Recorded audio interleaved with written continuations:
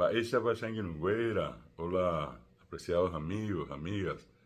Serera David Galeano Olivera, mi nombre es David Galeano Olivera.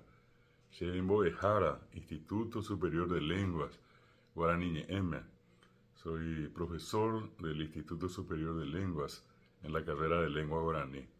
Y vengo a explicarles por qué es importante conocer, en caso que no conozcan, aprender, y en caso de que ya conozcan, utilizar nuestra dulce y expresiva lengua guaraní. Una cuestión muy elemental de inicio es que el Paraguay tiene en este momento un poco más de 6 millones de habitantes, según el último censo. En esa población total, aproximadamente el 80% de nuestra población del Paraguay sigue hablando el idioma guaraní. Ñañe'e o pavetea guaraní, mejeteitreí o ñe'e guaraní. Y tenemos que también señalar que prácticamente un 40% es exclusivamente monolingüe guaraní. Guaraní me es igual. Y a esa población tenemos que tratarla en nuestra lengua, en la lengua guaraní. No podemos en este caso soslayar, discriminar a el idioma más hablado del Paraguay. Esa es la razón fundamental por la cual los funcionarios públicos y todos, sin excepción, tenemos que conocer. Hace 40 años que estoy ejerciendo la docencia en el ámbito de la universidad y a lo largo de este tiempo vi situaciones así tan especiales donde estudiantes universitarios tenían dificultades para expresarse en guaraní. He asistido a defensa de trabajos de grado, de tesinas, de tesis, donde el que tenía que defender o la que tenía que defender, al empezar tenía dificultades para expresarse. Allá pues, ¿y qué en este caso tuve que hacer? Preguntarles si en qué idioma se sentían más cómodos para la defensa. Increíblemente, dijeron en idioma guaraní. Y seguidamente yo les decía, yo pícate sube guaranime, eña de guaranime. Y les puedo asegurar que han sido defensas épicas, impresionantes, las maneras de expresarse de estos conciudadanos más acostumbrados en hablar en idioma guaraní. Pero si vamos a ir a la práctica, que muchas veces ocurre, encontramos a gente que por distintas circunstancias de la vida solamente han hablado castellano y al llegar al ámbito, al umbral de la universidad, se han encontrado con realidades imposibles de evitar. Un médico que en Paraguay, por ejemplo, no conoce, no sabe lo que es un cambirulleré, que en castellano sería una especie de gastroenteritis, ese médico prácticamente tiene poca chance de ejercer la medicina. ¿Por qué? Porque cambirulleré no es una expresión que solamente se usa allá en el último pueblito del Paraguay. Eso se usa acá en Asunción, en los alrededores, el ojeo, el piarurú, un topepirecó, por ejemplo, orzuelo, un tembebó, labio leporino. Un médico necesita, un docente necesita. Dengo y que sabe antes de boejaope, de mañana mi vita y cuera, mi tacuña y cuera, hemos subido castellano, ve. Ahora se chatan va a yuruyay o mañana vamos a morir. Naja esa cancha, ve. Ese docente, al entrar a la sala de clase, se da cuenta que los niños, que son en su mayoría guaraní hablantes, o que usan más guaraní que castellano, quedan perplejos en la clase, no entienden. Y probablemente allí aparece esa tan necesaria actitud de un docente de tener que decirles, esta beme guaraní, les voy a explicar en guaraní. Un docente necesita, un abogado necesita.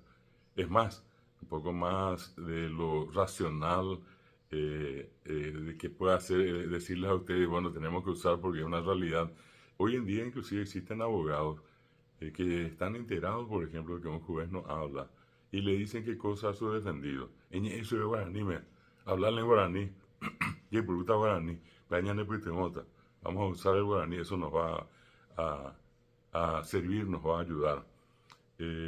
Podríamos ir al campo de la ingeniería. Toda la gente que trabaja con los ingenieros normalmente albañiles, mano de obra, se expresan en guaraní, con los arquitectos, con los enfermeros, con las obstetras. El guaraní está presente en el alma, en el ser del paraguayo. Por eso que es tan importante aprender. Muchas veces se han dado por allí una especie de leyendas urbanas de que cuesta, que es imposible, que el que aprende guaraní ya tiene la entrada gratis al cielo. Y eso está lejos de la realidad. El guaraní es un idioma muy simple. Para escribir, por ejemplo, el castellano, yo tengo que conocer aproximadamente 100 reglas ortográficas para escribir y más de 4.000 excepciones, que son reglas dentro de las reglas. En síntesis, el que quiere escribir correctamente castellano, y yo y muchos de los que seguramente compartimos esa experiencia de leer, hay veces los escritos de estudiantes, vamos a percatarnos que los errores son masivos en castellano. Sin embargo, para escribir guaraní solamente tenemos que conocer 4 reglas ortográficas. Y habría que estar absolutamente locos para decir que es más fácil recordar 4.000 reglas que 4. Solamente que no le hemos dado la oportunidad al guaraní como sí le hemos dado al castellano por 12 años. Y este es el momento. Es un momento de decisión. Peñen Boyana, a Peñen Morandú Guaranime. Acérquense, estudien el guaraní para poder comprender quiénes somos. Cuántas de las cosas que hacemos o que decimos diariamente están en guaraní. Desde que cualquiera de ustedes dice, anda a comprar chipá en guaraní. O cuando alguien dice, prepara para el tereré. Ella puede tereré guaraní.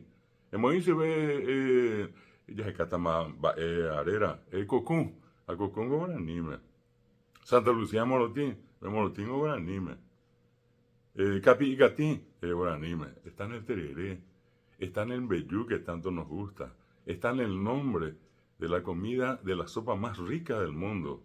Así está definido hoy el bori bori. Era guaraní. Si miramos los lugares del Paraguay, vamos a darnos cuenta de que existe un departamento que se llama Caaguazú, Caamonte, Guazú Grande. Vamos a encontrar un lugar que se llama Canindeyú. Canindé es un loro, Yu es dorado, un loro en extinción. Vamos a encontrar una ciudad que se llama Choré. Choré es el nombre de un ave de color negro. Vamos a encontrar Ñeembucú, que es el eco, el nombre de un departamento. Vamos a encontrar nombres de elevaciones, de cerros, de cordilleras, Ajerapaité Guaranime, Ibití, Irusú. Ibití es el cerro, Irusú es grande. Vamos a encontrar nombres de ríos. Todos los ríos llevan nombres de peces. ¿Por qué? Porque el guaraní tuvo y tiene la costumbre de poner los nombres a los lugares de acuerdo a la abundancia de algún elemento natural. Si dice Pirapegui, el pirapé es el salmón y es el río de los salmones. Si decimos surubí, surubí es el nombre del pez y es el río donde abundan. Eso no quiere decir que solamente existan surubíes allí, son los que más abundan. Podemos en este caso tener el nombre del Capiibari. El Capiibari que es el carpincho, el río donde abundan los carpinchos. Y así sucesivamente podríamos encontrar en muchas denominaciones la presencia de nuestro dulce y expresivo idioma guaraní. Es idioma hablado por nuestros países vecinos, es idioma oficial en Corrientes, Argentina, también es hablado en el Brasil, estados como Paraná, Mato Grosso, inclusive São Paulo, tienen guaraní hablantes. ¿Qué otra cosa más? Vamos a encontrar que en Bolivia los departamentos de Tarija, Beni, Pando y Santa Cruz son departamentos guaraní hablantes. Les decía en la Argentina Corrientes, Misiones, Chaco, Formosa, Jujuy, se calcula que hoy en toda la región guaranítica, llamémosle hoy Mercosur, existen más de 11 millones de guaraní hablantes. El guaraní es una lengua viva. Las lenguas que están por morir, según la UNESCO, son aquellas que tienen menos de 100.000 hablantes. El guaraní tiene 11 millones. Pensaba, la iberoreína se enseña hoy en las más importantes universidades del mundo. Se enseña en la Argentina, por ejemplo, en la UBA, en la Universidad Nacional de Rosario, en la Universidad Nacional de Misiones, del Nordeste en la Argentina, en Corrientes, en la Universidad Nacional de Jujuy.